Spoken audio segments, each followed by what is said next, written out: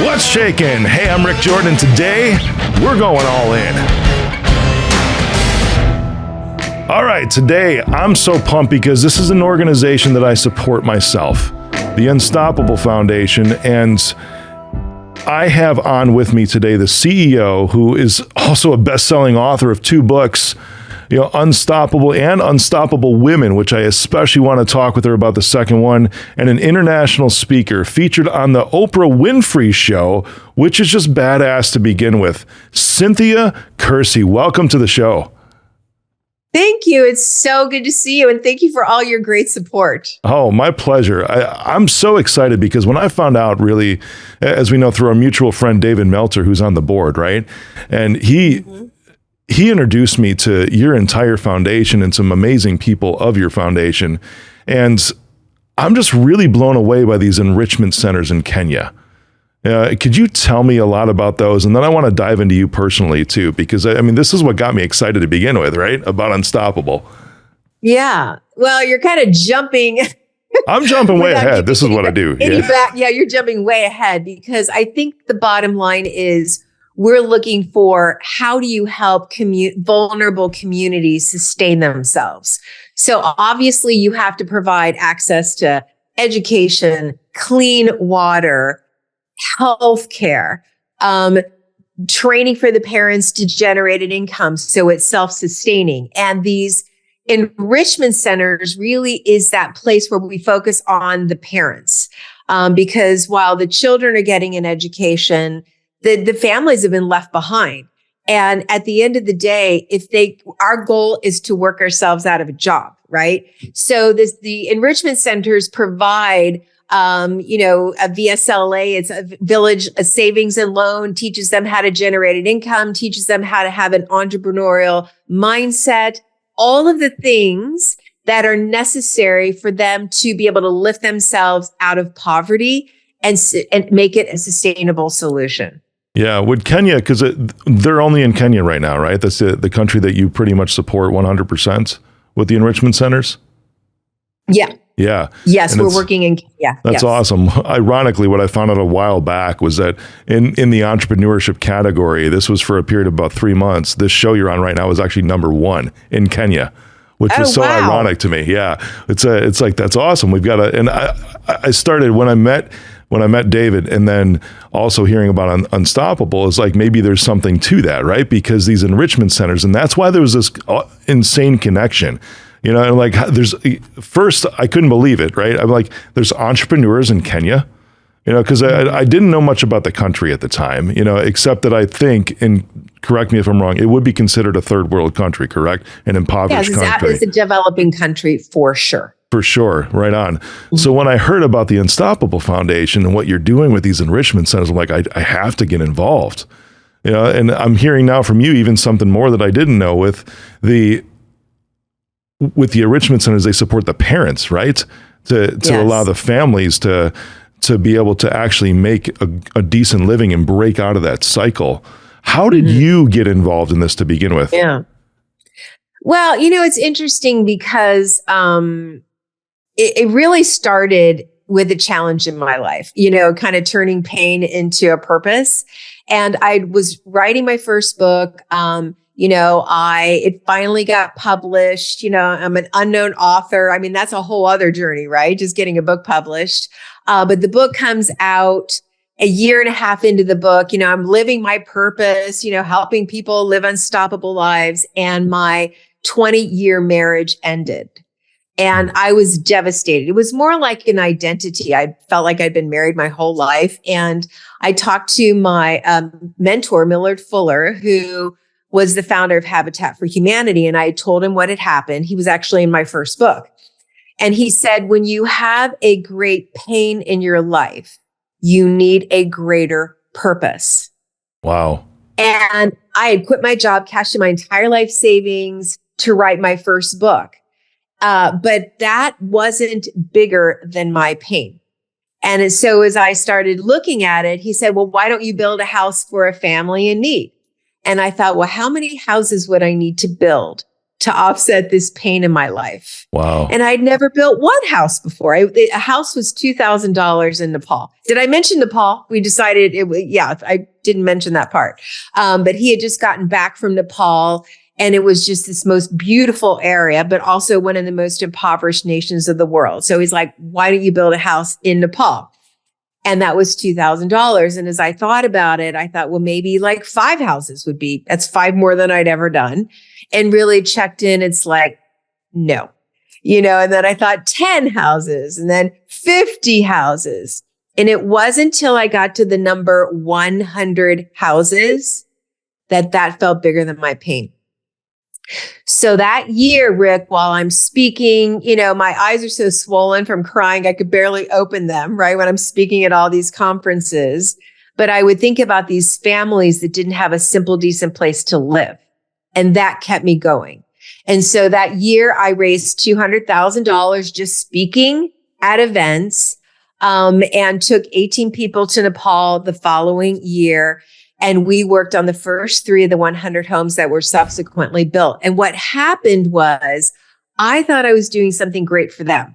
You know what I'm saying? And what I realized is that my life changed. I got a purpose again. I got new inspiration for my life. And what I hadn't counted on is I made more money that year selling a $14.95 book than I did at a corporate job. I'd sold a $30 million account. So I was making a very strong 6-figure income. And that was the beginning of my curiosity around giving and receiving, this law of giving and receiving. That's, I swear, I mean, whether you're spiritual or not, right? Because that gets into a lot of like, you reap what you sow. And having a spiritual background myself, right? A lot of our listeners do and don'ts, but clearly I believe in God. He's the number one source in my life. And there's this principle though, I mean, outside of even spiritualism, religion, anything else, it just seems to happen, doesn't it? It does. Cynthia, is when you focus on being able to provide the value first, that this just ends up coming up behind it to where your own needs are abundantly taken care of. It's not just slightly, right? It's not just a little bit to where it's like you can skate by. And that's where I think that I'm not going to get on a soapbox about the church in general, but I think that's where the church misses out, is that overall of abundance. It's like, it's not like you're just going to skate by, but because you're diving into giving and having that being your focus, that you gain abundance out of that. And then you can actually give even more out of the overflow of that abundance in your life. That's how it works. It's like we've all been, maybe all of us, many of us have been raised with the scripture, give and it shall be given unto you. And and it doesn't matter if it's money, it could be time, it could be, resources, but it doesn't say wait until you have more time, more love, more support. It's give, and giving activates receiving. And I've learned this through spiritual teachers. We've talked, for centuries, they've talked about that. Lao Tzu, I love his quote. He said, the wise man does not lay up his own treasures. The more he gives to others, the more he has for others. And one of my favorite teachers in this area is Thomas Troward. I don't know if you've read anything about him or from him. No, enlighten me, but he please. wrote a book. He's fantastic. He wrote a book called Hidden Power and really talks about what are the secrets of prosperity. And he said our attention should be directed on the giving rather than the receiving. We should look upon ourselves not as miser's chests to be kept locked up for our own benefit, but as centers of distribution. And the greater we fulfill our function as centers, the greater will be the corresponding inflow. So it's exactly what you said. We are simply centers of distribution. And when we look at how we're giving, I don't know if you've heard of Reverend Ike, but he has a mantra that I really love. And it's this: every dollar I circulate enriches me and returns to me multiplied. So whether I'm paying for someone to clean my house or cut my grass, or a tax bill or whatever, we see ourselves as a center of distribution. And when you have that consciousness, you're blessed. It's like, oh, I'm so grateful I can help this person. I'm not always trying to get the cheapest price. Bob Proctor was my mentor and dear friend for many, many years, 25 years. Well, that's phenomenal. And he said he never tried to get the cheapest, best deal. Like it was never about that. It was always about a win-win. And when you come from that place, you feel richer, you feel more abundant, and it allows us to circulate even more. Yeah. I know we got on a pretty emotional and like passion tangent there. I'm thinking back to your 100 houses, right? And you started telling the story on how you got there and you built the first 3 after speaking all over. And right. Also what gripped me was that 100 houses, it took that many to get to the point to where it felt like you kind of squashed your pain. What was that timeline from the first 3 to 100? It was 1 year that I raised the money. So I raised it in 1 year. And then I took a group of people over there and we helped build the first 3 of the 100 that were built the next year. So, I feel like so many people go through challenges, right? It could be the death of a loved one. I mean, it could be an illness. I mean, there's so many things where you think, it's your loss of identity or financial situation. And I love the concept of finding something that's bigger than your pain, because it allows you to focus on creating something versus what was, you're staying in the problem. And it was a big transition for me. And Rick, every time I would think about those families that didn't have a simple, decent place to live, it got me off of thinking about myself. Yeah. Because I literally bought my own home that year. I was fine. I may have been grieving, but my physical needs were met. And so many people don't even have their physical needs met.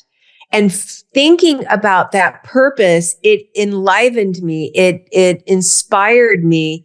And like I said, it gave me a purpose that really catapulted me to a whole different level and path in my life. That's incredible. So as I'm following you in the timeline, you built the first 3, but then within the next year, it was the next 97 to make it to 100. That's right. They built it. So amazing. It was half for humanity. Yeah. That's right. They built them. Yes. It's 100 homes in a year. That's absolutely incredible. I think even that's a testament. That's what really kind of gripped me was this timeline, because I didn't think it would be like, oh, this took me 10 years. We were doing 10 homes a year. It's like when people finally make that shift, right? And you had a purpose. You had almost like which is interesting, right? You had a trauma that was almost driving you, a pain in your life. Oh, yeah. I think everybody in this world has a deep-rooted pain. Agree. Yeah, and that's, I did, right? The death of my dad when I was 16, and that was a deep-rooted pain to help provide for a lot of other people in this world, and it still continues to drive me. Even though I've dealt with the trauma and I've dealt with the emotions behind that, it still continues to drive me. But at this point, it just becomes, you get stuck in this, and I say stuck in a good way in this scenario. Normally, I always talk about entrepreneurs, oh, you're stuck, that's bad, right? No, this is like you're stuck in that perpetual cycle of giving and receiving. And it just continues to amplify and become exponential and just even emergent into different areas. So everyone that's listening, I want you to grasp onto what Cynthia's saying right now, because that was only a year, right? Think about it. And that was starting from scratch. Right? Nothing. And I'm a brand new author. I don't have a list. I didn't know people that had a lot of money, but I had a purpose that was bigger than my pain. And I started with that. It's like, start with where you are with what you have. And so I'm this new author. I'm speaking on stages. And it wasn't like a big, huge ask. It was at the end. I learned one thing from Mary Morrissey. She calls it a FINO invitation. Feel invited, not obligated. So it was just sharing something at the end of my presentations. And if people felt inspired, I invited them to give. And what I found, and you know this for yourself, people are looking for ways to contribute. They want to make a difference. They want to know that what they're doing really matters. And if you give them a way to do that, people say yes. They just do. They absolutely do.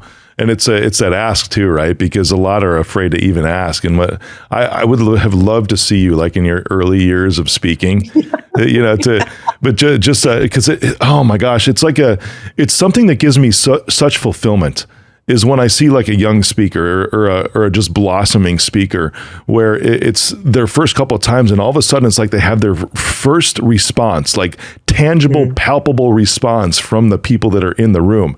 And it's almost shocking, isn't it? I know, because I went through it too. It is. I hear you. And you know what's interesting? What I've learned, because in the beginning, I really thought it was like about me, right? Like it was kind of like I was not taking, but like I'm asking for something. Yeah. And the big shift for me, Rick, was I now understand when I invite people to give, I'm giving them the opportunity to change their life. And the Unstoppable Foundation is simply a vehicle to do that.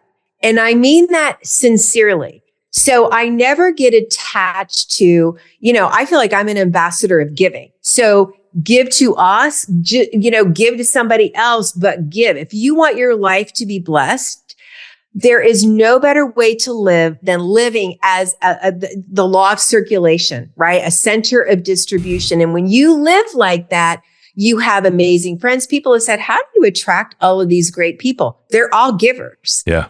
I can't outgive my friends. Bob Proctor, Mary Morrissey, they were some of my best friends and I couldn't outgive them. I've tried, but it's just, that's where they come from. And when you start adopting that way of living, you attract people that are just like that. And it's a beautiful way to live. I love this because you're hitting on something that I had going through my head is how you're obviously giving is one of your passions, but you're giving the opportunity for others. And what's cool about this is that you're also a conduit, as you're talking like the Unstoppable Foundation really is that vehicle in your exact words. And in order to become, I've learned this lesson too, in order to become an even bigger giver, like an even greater giver to have that amplify in your life, you actually have to become a greater receiver.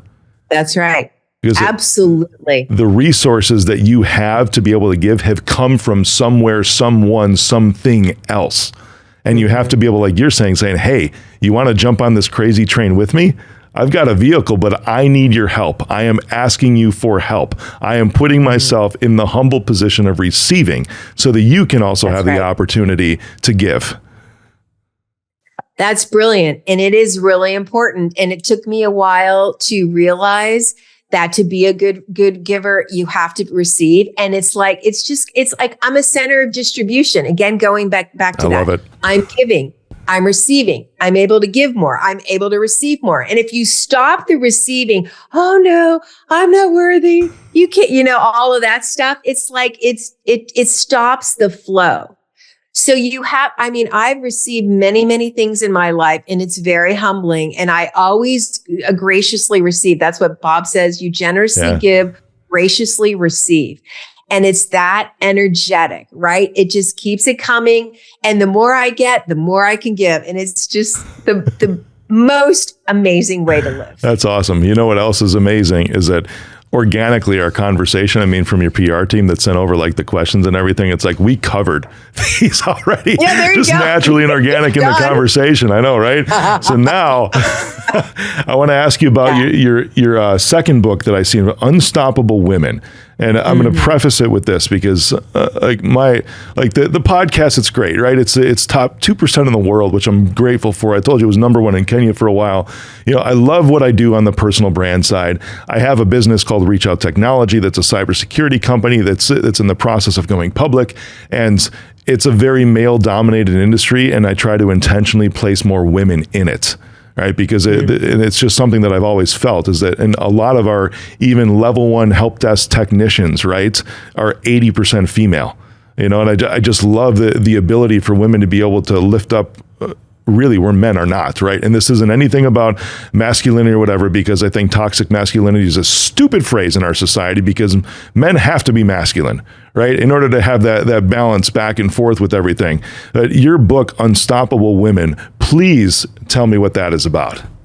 Well, I just focused. So the first book was, stories of perseverance and triumph from people just like you. So it's people who had a goal, a dream, and overcame all of these obstacles to achieve that dream. And I personally think those kinds of stories are more inspiring because it's all about the overcoming. And what I've learned is to be an unstoppable person or woman, which we'll talk about in a second, is it's like you have this dream and you're not willing to let somebody else, your circumstance, or yourself stop you from doing something that's important. And every time you take a step forward, you create an unstoppable moment. And to live an unstoppable life, to be an unstoppable woman or man, is creating a series of these moments. So I wrote Unstoppable Women because the first book was like, how do you find your purpose? How do you find like the 7 qualities of an unstoppable person? But then I did this unstoppable challenge. It's like, okay, now I know I want to write a book. How do I do that? And I broke it down into, basic every single day. What is that action step you're going to take every day? And the reason that I did women, it's funny, I wrote my first book 25 years ago. Oh, wow. And 25 years ago, I had to really look for stories about women. It was mostly about men. And then I wrote Unstoppable Women in 2005. So that's about a little more than little less than 20 years ago. But there were more stories around women. And what I can say about women is that women need the encouragement. I'm not saying men don't either, but women need the encouragement. And when you look at what women do in the world, when you go to Kenya, Rick, and you see these I went to this conference. That's what got me interested in Kenya. And I was invited to this conference in rural Kenya.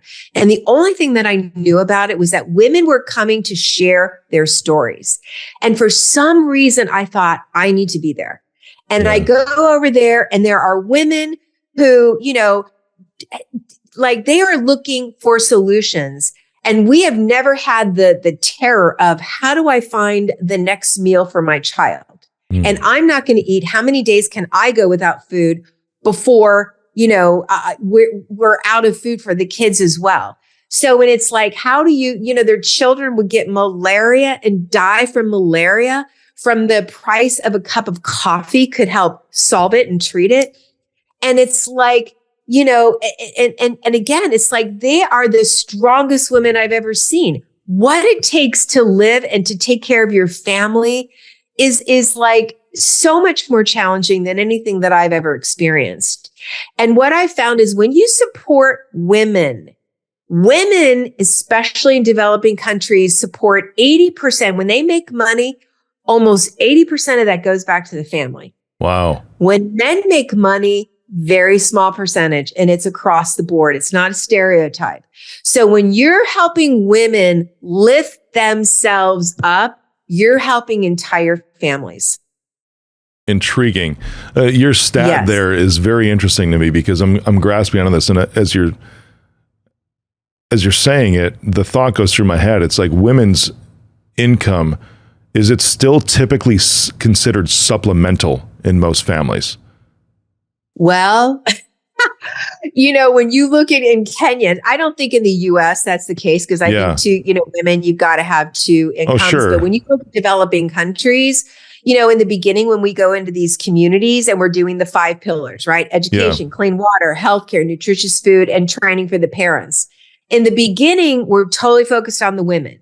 And because the men kind of poo-poo the whole idea, and then they start seeing their women rise up and they're earning money. I mean, we have a village savings and loan where women have saved money. It started like buying shoes for their kids or very basic things. Now they're like saving money. They bought their son a motorbike or they bought a home that they could rent out. I mean, I was hearing things I'd never heard before. And these are very developed groups of women in very vulnerable populations that have figured it out. Like they put money in a pool, people, loan money, they borrow money, and then they pay it back. And they are supporting each other to create a better life for themselves and their families. That's incredible. I can see what you're saying, how it differs very much in the U.S. versus developing countries as far as that goes. Right. And nowadays, I mean, we know in the U.S. is that most families, at least in the middle class, are dual income households. just because it has to be, right? That's it's kind of where things are at, especially in today's economy with where things are. It's I hope that changes very, very soon. But that's interesting because let's go back to Unstoppable Foundation and finish it off there, because I want people to know how they can get involved. I'm a big supporter. I mean, even the events that we're looking at doing with our dinners, we're featuring Unstoppable as a benefactor. Thank you. It's just exciting to me. And I want everyone to know how to get involved. Just grab everybody's hearts here as we wrap up. All right. Well, thank you. So, I went to that women's conference and I learned, that women, for example, learned about all of these challenges that they were experiencing. And at first I felt such empathy, and then I just got pissed off. It's like, how is it okay that just by virtue of where you're born, women are dealing with these? Their children are dying. The girls are fetching water. The girls are staying home. They can't get an education. It's like this cycle of poverty continues. And so what when I was leaving, they kind of joined me. We were dancing. I literally fell in love. I felt like I was in heaven and that nothing was missing. And as we were leaving, they started chanting. And I said to the interpreter, what are they saying? And she said, they're saying, please don't forget us. Yeah. And I thought, who am I? Like, this problem is bigger than me. It's been going on for longer than I've been on this planet. What can I do? So I decided to do one thing. I was turning 50. And I thought, I'm going to turn my birthday into a fundraiser. And Bob Proctor was there, and Debbie Ford, and, all sorts of people. And we came together at a restaurant, kind of like what you're doing with your events. And I literally invited them to give. We raised $80,000, and that helped fund 2 schools in Kenya. Wow. And that people were thanking me for the opportunity to give. And that was the beginning. Then I thought, what can I do that's meaningful? And I started to do research, and I learned that well-intended organizations are building schools in developing countries and in Kenya, and in 5 years, they're empty. And I'm looking at, why are they empty? And it's like, they're empty because if you're not providing clean water, little girls aren't in school, they're fetching water. If you don't provide access to nutritious food, kids are sick, they're hungry, they're malnourished, they can't concentrate.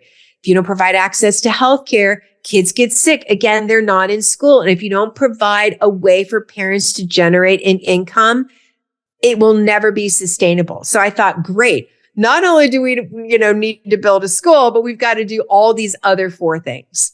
So I found a partner in Kenya. We came together. We created a model called Sponsor a Village. And over the last 15 years, we're impacting over 500,000 men, women, and children. They're getting the tools to lift themselves out of poverty forever. So it's literally, I was just in the Masai Mara 2 weeks ago. We are in 17 communities who've completely transitioned on their own. They don't need help from outside anymore. And that's part of that income pillar, right? That's the part of what we're providing so that parents can continue to support their kids to stay in school. And so what keeps me up at night and why I continue to speak is, while we impacted nearly over 500,000 people, there's still thousands and thousands and thousands of children that are waiting. Yeah. And they're waiting to go to school. And while they're waiting for, nutritious food and access to healthcare, children die. So it's like, we've got a provable model. All we need is to find people like you who want to give, who want to make a difference, and they can see the results. So that's what we do. I talk about helping take the next community off the waiting list, or building these enrichment centers, which is what you're a part of. We're helping create a sustainable solution so they never need charity again. Wow. I'm blown away. Where can everyone join up to join this fight with you, to give, to have the opportunity to be along this ride with you? Thank you. Well, they can go to unstoppablefoundation.org and they can learn more about it. They can certainly email me, Cynthia at unstoppablefoundation.org. People like you have events. There's so many ways that you can help, and you don't have to do it yourself. Like, I wasn't like a multimillionaire, but I used my voice, I used my platform, and I've raised, millions and millions of dollars. So everybody can do something. And if we all, when you think about, there's 56 million children around the world that still don't have access to an education, it is a solvable problem if enough people come together and do just a little bit. So I would invite them, go to unstoppablefoundation.org. $1 a day supports an entire family, a child and a family, for an entire year with all 5 pillars. Certainly you can invite them to come to your events, email me. But I feel like as you look to how can I give, everybody has something to give that is meaningful. And as you give, I love this scripture. I love it. It's like, as I give, the promise is, see if I will not open up the heavens, the gates of heaven, and pour upon you such a blessing you cannot even contain it. That's the promise. When we give, our life changes and the lives we touch change. It's incredible. It's not even just a spiritual law, it's a natural law.